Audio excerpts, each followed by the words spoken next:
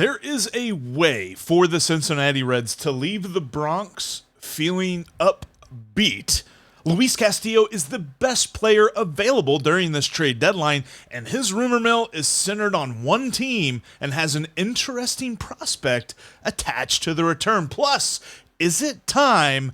Yes, it's time for another all-star take that you're not gonna like. You are Locked On Reds, your daily Cincinnati Reds podcast, part of the Locked On Podcast Network, your team every day. You are Locked On Reds with myself, Jeff Carr, and my co-host, Stephen Offenbaker, who is actually out today. He'll be back tomorrow whenever Lindsey Crosby joins us to talk about some prospects and some draft stuff and who the Reds could get back in a trade for some prospects. But today, we are focused on the Yankees, and we're focused on some Luis Castillo trade rumors, as well as an all-star take you're going to disagree with. Thanks for joining me today on the Locked On Reds podcast that's part of the Locked On Podcast Network, your team every day. Thanks for making us your first listen. We're free and available on all platforms. Like I said today, let's see, the Reds are facing the Yankees, and nobody's giving them a shot. Nobody should give them a shot. There's so many differences that show the just absolute gap in quality of play for both of these two teams. Absolutely different things here. In fact, the stat that I saw that just blew me away, Joe Lookup shared this on Twitter earlier today, said the Yankees are on pace for 115 wins. That's like a reasonable expectation for how they're playing right now. If the Reds were to go undefeated the rest of the season, they'd only win 108 games. Yeah, something that is literally only mathematically possible because of how many games are left in this season. And we're not even talking about plausibility here. There's no chance. There's never a team in Major League Baseball that would go from July 12th to the end of the season without losing a game. That's impossible. So, even if it were possible, the Reds still wouldn't win as many games as the Yankees are reasonably on pace to do. That's how much better they are. The Yankees, real quick, let's run this down because you're going to hear this a lot, but it's worth saying.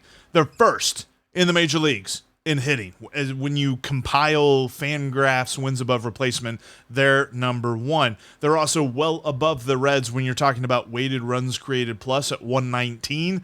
The Reds are at 89.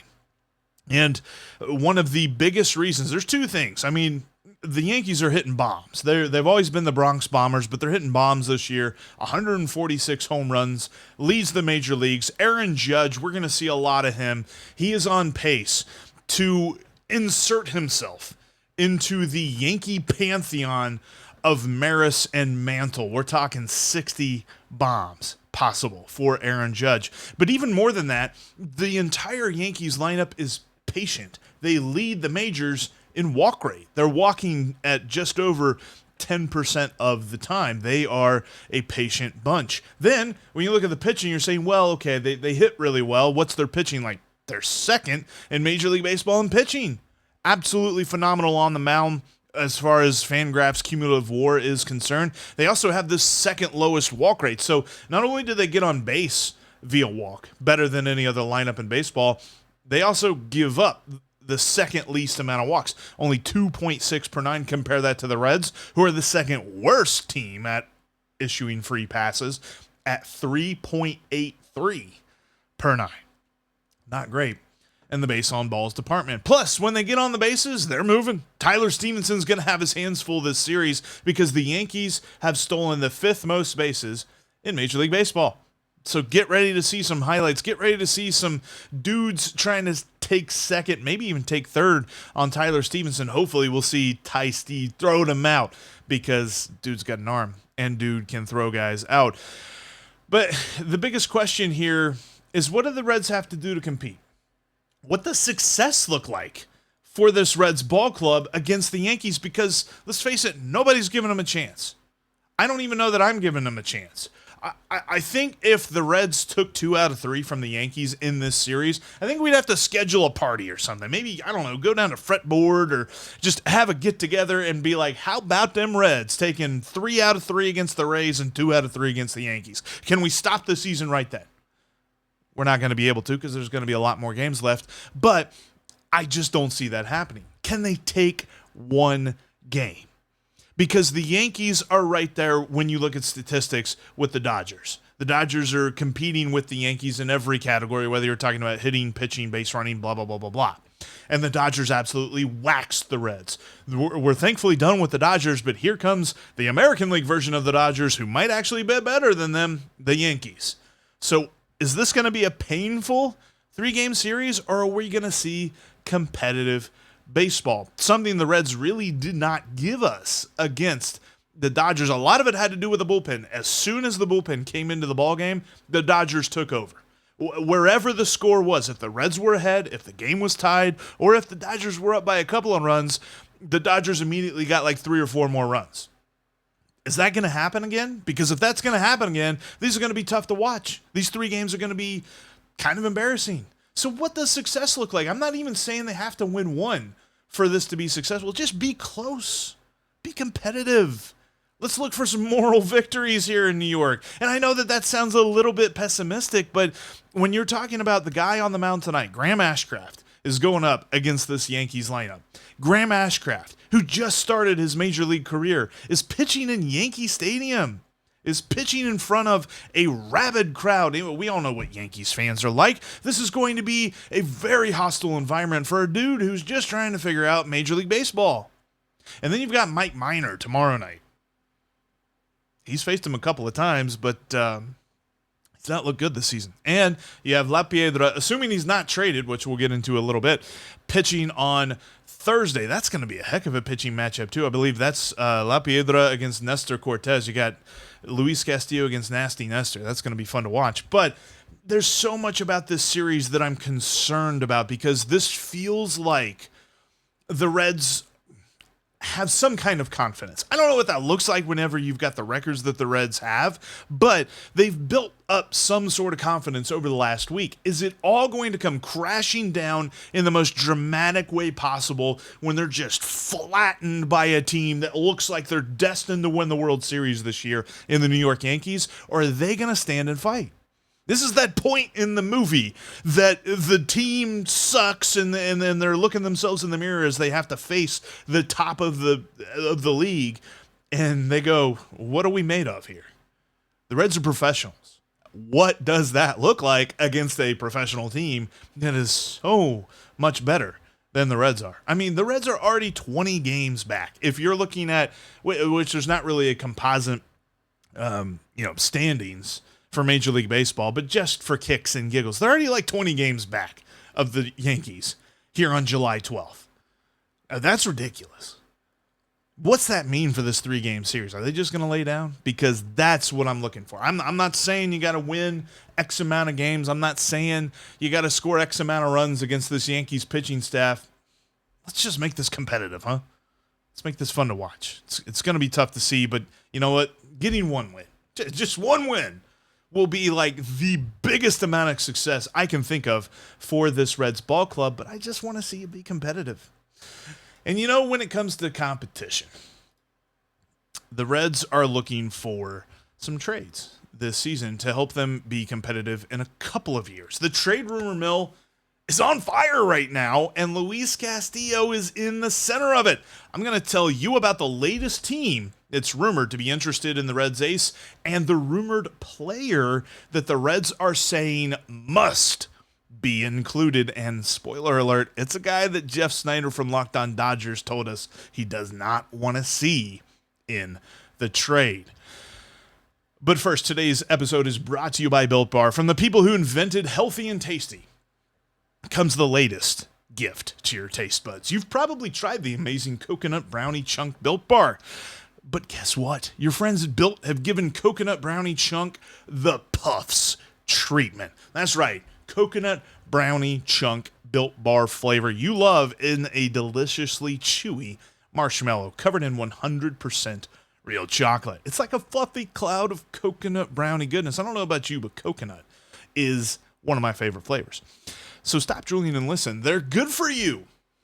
Low calorie, low sugar, high protein, and it's all delicious. Coconut brownie chunk puffs are only here for a limited time. Go to Built.com now and make sure you don't miss out. They're going fast, and they taste amazing. All Built bars are made with collagen protein, which your body absorbs more efficiently and provides tons of healthy benefits. Eat something that tastes good and is good for you. The best part about Built Puffs is, of course, they taste amazing, but you can enjoy them guilt-free because they are actually good for you. They are the perfect treat. Perfect when you've got a craving, you need to satisfy your sweet tooth, or you need a quick, healthy snack. They are an excellent source of protein. Go to Built.com today and use the promo code LOCKED15 to save 15% off your next order. That's Built.com and the promo code LOCKED15. Thanks again for making Locked On Reds your first listen. We're free and available on all platforms. Tomorrow on the podcast, Lindsey Crosby will join Steve and I to talk about how awesome Elly De La Cruz is, look at the kind of prospects the Reds can look for in some trades this trade deadline season, and we're going to look ahead at the draft. That's all coming up on tomorrow's Locked On Reds podcast. Make sure that you're subscribed. That way you don't miss anything we've got coming for you. And speaking what we've got coming for you,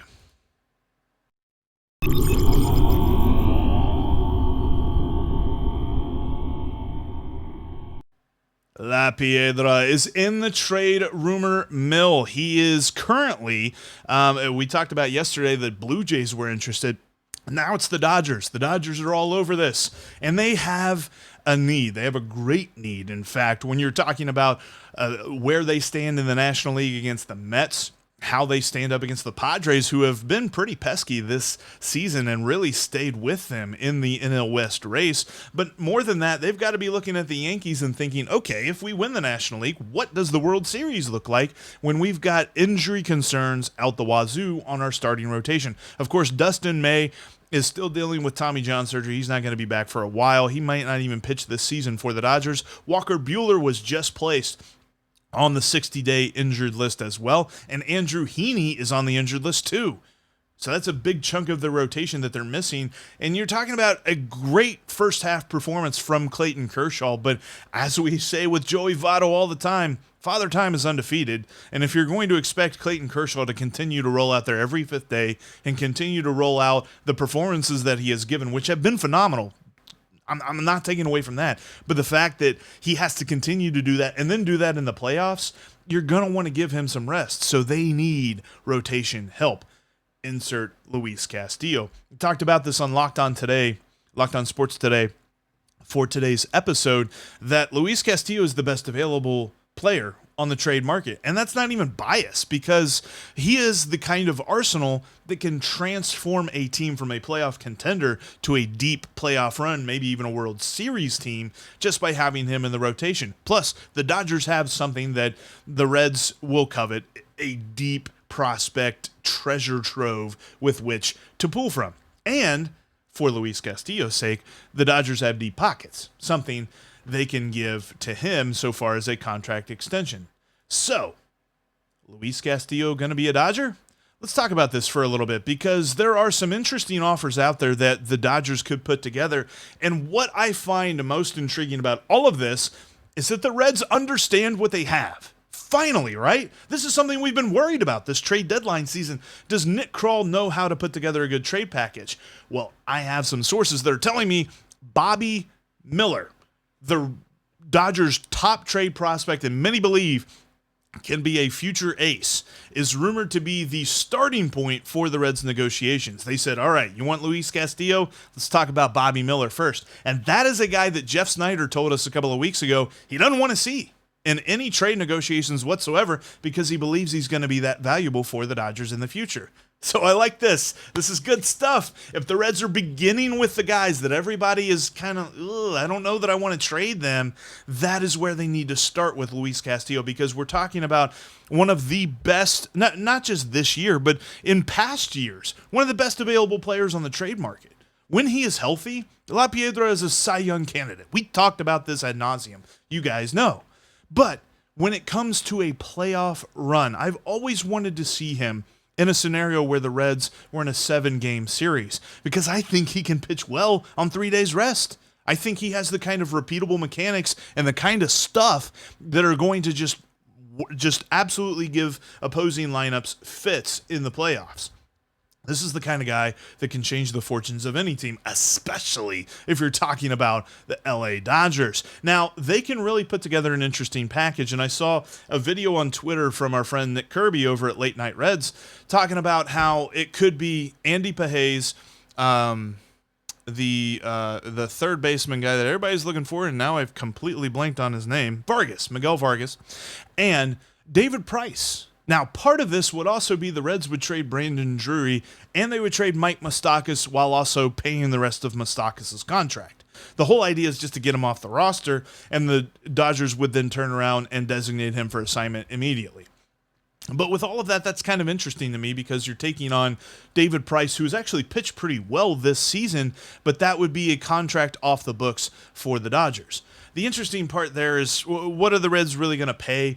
But I like the idea of the Reds maybe going for, not necessarily, because we've seen this in years past when they get Jose Peraza and Scott Schebler and guys who are, major league ready, but are they really going to be impact guys? I want the Reds to think like the Rays. We've said that a lot, but in this one instance, I have a very specific example. Do you remember Chris Archer? You probably remember Chris Archer throwing punches as a Pirate. Well, before he was throwing punches as a Pirate, he was throwing pitches as a Ray, and he was actually a lot better as a Ray. And people like to absolutely just lambaste the Pirates for making that trade, because they traded away Austin Meadows, who was a bona fide hitter at the time. Everybody knew he was going to be pretty good. And they also traded away Tyler Glasnow, who there were some question marks around him because he had a very high walk rate at the time as a Pirate. And then a player to be named later who turned out to be Shane Baz, who, his last start against the Reds notwithstanding, he is supposed to be a very good pitcher moving forward. So that trade is a bona fide loss for the Pirates.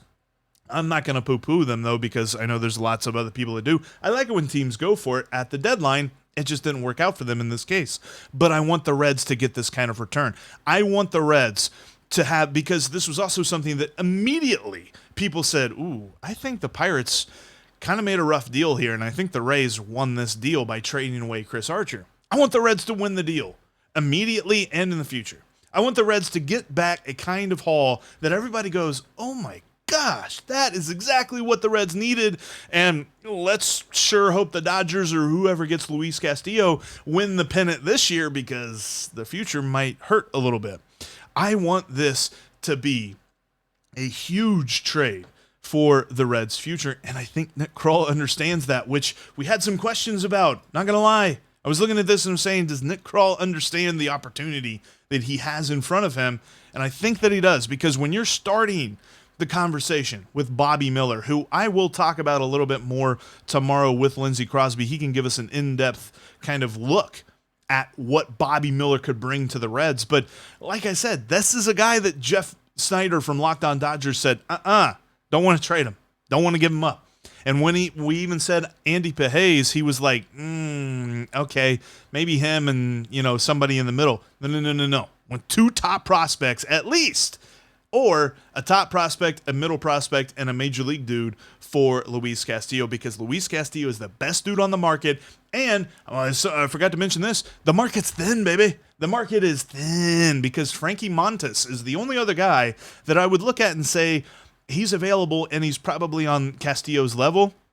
I don't even really think that's the case. I think he's like a step below where Castillo is. If you look at their careers, Castillo's had a better career, and Montas isn't healthy right now. Now, it's kind of the same situation with Tyler Mahle, where they expect him to be back pretty soon, but Luis Castillo is healthy and ready to go. Nick Krall, go get you a haul, and it sounds like you know what you're doing, which I'm glad to hear, because I was a little bit worried about that. The rosters have been announced, and we mentioned, Luis Castillo going to L.A. We'll talk about Luis Castillo going to L.A. for the All-Star Game, because the rosters have been announced and plans are being made for the All-Star Game next Tuesday. But there's something about the All-Star Game that irks me.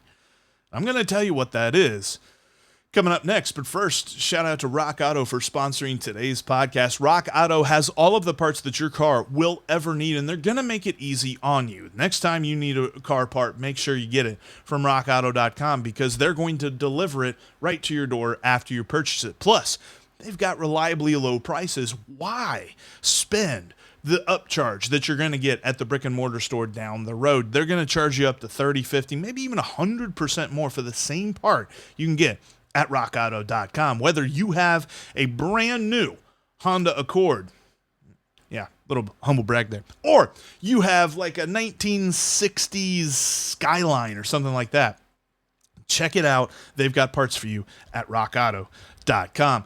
They also have the kind of help that you need, because if you're like me and you don't necessarily know exactly what you're looking for, they can help you out. People are on hand 24/7 to help you find exactly the part that you need for your car, whether it's a brake pad, a brake light, whether you need a tailpipe, or maybe you need some carpet for your car. They've got it. Check them out. rockauto.com today. And when you're in the checkout section, in the How'd You Hear About Us area, type in Locked On. Let them know that your pal Jeff and your pal Steve from Locked On Reds sent you. That's rockauto.com. And in the How'd You Hear About Us section, type in Locked On.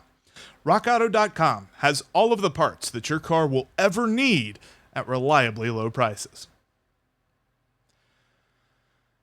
Make sure that you are following the podcast on Twitter. You can follow it at Locked On Reds. You can also follow me at Jeff Carr with 3 Fs, as my nameplate says down there. And you can follow Steve at S. Offenbaker with 2 Fs.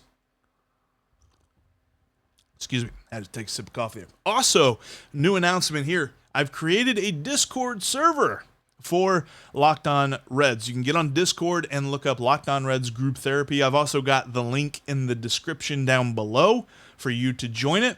We're just going to air our grievances, I guess, a little bit during the games and have some fun while the Reds are playing, and who knows what they're going to do against this Yankees side, but we're going to have some fun watching some Reds baseball, because that's what baseball is about. It's about having fun, and that is what the All-Star Game is about. I'm not a guy that thinks that people should take the All-Star Game seriously.